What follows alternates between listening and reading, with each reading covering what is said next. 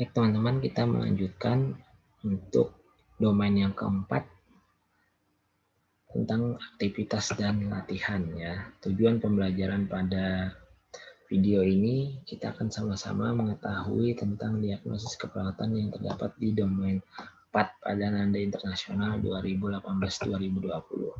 Domain 4 berbicara tentang aktivitas dan istirahat. Oke. Di domain 4 ini akan ada 5 kelas. Oke. Kelas yang pertama itu tentang tidur dan atau istirahat. Kelas yang kedua tentang aktivitas dan atau olahraga. Kelas ketiga tentang keseimbangan energi. Kelas 4 tentang respon kardiopulmoner. Kelas 5 tentang perawatan diri. Oke. Tidur. Kelas 1 tentang tidur. Ada insomnia, ada gangguan pola tidur yang saya beri sorotan lebih karena dua diagnosis ini yang biasanya sering dipakai mahasiswa keperawatan dan perawat di klinik. Secara singkat, insomnia ini faktor yang menyebabkan itu berasal dari dalam diri pasien. Apakah dia konsumtif terhadap kafein, apakah dia mengalami stres akibat suatu masalah pekerjaan atau permasalahan keseharian sehingga dia tidak bisa memulai tidur hingga larut malam baru bisa tidur, itu insomnia. Yang kedua tentang gangguan pola tidur. Nah ini justru penyebabnya eksternal teman-teman sekalian. Misalkan nih dalam suatu status perawatan pasien itu terganggu pola tidurnya, misalkan dia biasa memulai tidur saat malam hari itu jam 10 malam, tapi oleh karena prosedur tindakan perawatan jam 10 dia belum bisa tidur sebentar, jam 12 ada suntikan, kemudian paginya dia ada suntikan lagi, ketika sore biasanya dia bisa tidur tapi ada prosedur pengobatan macam-macam sehingga pengaruh hal-hal tersebut mengganggu pola tidurnya. Atau justru karena dia dirawat di ruang bangsa yang dirawat bersama, di mana biasanya ketika dia tidur harus mematikan segala macam lampu atau pencahayaan, namun pada kesempatan ini dia dirawat, dia harus berbagi cahaya dengan pasien lain sehingga situasi terang pola tidurnya terganggu, atau juga kebisingan pendengaran yang mengganggu pasiennya.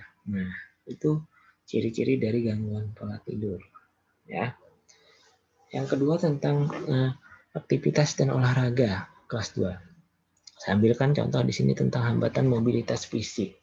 Kalau secara pengertian itu lebih kepada ekstremitas atau organ ekstremitas atau anggota ekstremitas yang mayoritas terganggu, yang salah satu diantaranya terganggu sehingga mobilitas dia secara pergerakan fisik itu tidak bisa dilakukan dengan sebaik-baiknya, ya. Dia terbatasan rentang gerak atau satu lebih ekstremitas secara mandiri dan terarah.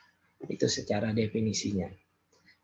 Ada pasien-pasien fraktur biasanya. Kemudian ada tentang kelas 3 tentang keseimbangan energi. Saya bintang di sini tentang keletihan.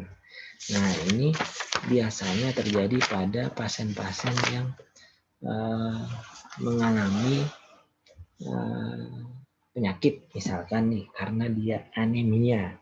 Kita tahu konsep fisiologis darah mengandung hemoglobin, di mana hemoglobin merupakan media transportasi oksigen dan zat baik lainnya ke seluruh tubuh. Ketika anemia itu terjadi, otomatis sel darah merah terganggu, oksigen juga terganggu karena hemoglobinnya terganggu. Tidak bisa tersampaikan ke seluruh anggota tubuh yang memerlukan, maka terjadi keletihan. Secara definisi, keletihan adalah keadaan terus-menerus keletihan dan penurunan kapasitas kerja fisik dan mental pada tingkat yang lazim, artinya menurun kerja fisiknya akibat tadi suplai oksigen, suplai zat yang baik untuk tubuh itu mengalami hambatan karena keadaan anemia tadi contohnya. Nah, itu diagnosis keletihan. Nanti kita compare dengan diagnosis yang berkaitan dengan respon kardiovaskular atau pulmonal, yaitu intoleransi aktivitas, teman-teman. Oke, kita bacakan dulu secara definisinya, apa itu intoleransi aktivitas. Saya carikan dulu. Oke, secara definisi, intoleransi aktivitas adalah ketidakcukupan energi psikologis dan fisiologis untuk mempertahankan atau menyelesaikan aktivitas kehidupan sehari-hari yang harus atau yang ingin dilakukan. Artinya, intoleransi aktivitas ini secara penampakan pasiennya itu awalnya bisa melakukan aktivitas, tapi karena respon kardiovaskular atau pulmonalnya yang sakit, dia ngedrop dan tidak bisa menyelesaikan aktivitasnya karena tidak toleran terhadap tubuhnya. Nah, ciri-cirinya apa atau batasan karakteristiknya apa? Misalkan respon terhadap tanda-tanda vital, dalam hal ini misalkan tekanan darah, nadi atau frekuensi jantung, sampai ke perubahan pada EKG-nya ketika dia beraktivitas abnormal. Tanda-tanda vital yang ditunjukkan pasien. Jadi sesak, jadi lemas secara umum, kemudian ketidaknyamanan setelah beraktivitas karena dia tidak toleran. Nah, jadi ketiganya ini bisa kita bedakan seperti ini. Ketika berbicara tentang hambatan mobilitas fisik, yang harus kita ingat adalah ekstremitasnya yang terjadi kerusakan, baik itu neuromuskuloskeletalnya. Oke.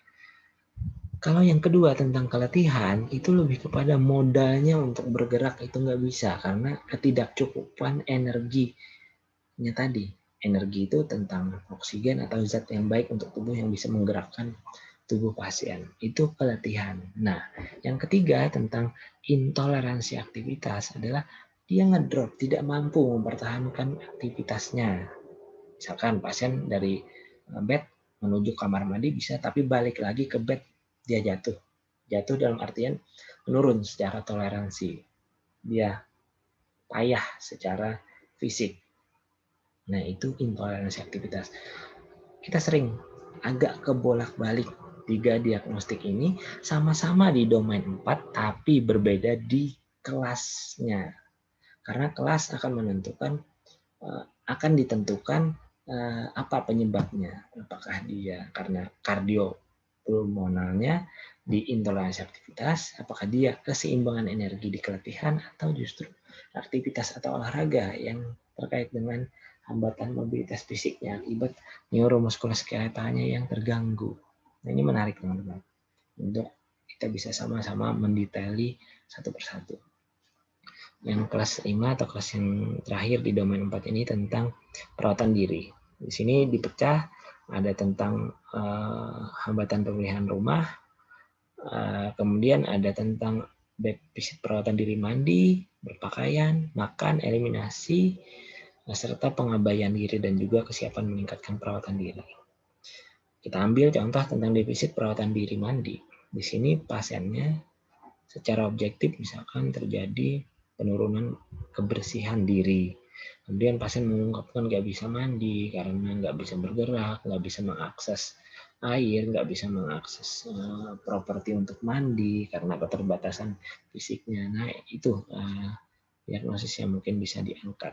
Ketika berbicara berpakaian, artinya dia nggak bisa mengambil baju atau celana atau dress yang dia inginkan akibat jauh dalam hal jarak antara tempat tidur dengan lemari penyimpanan. Misalkan. Makan berarti ketidakmampuan dia makan, mengakses makanan. Eliminasi ketidakmampuan dia mencapai toilet mungkin.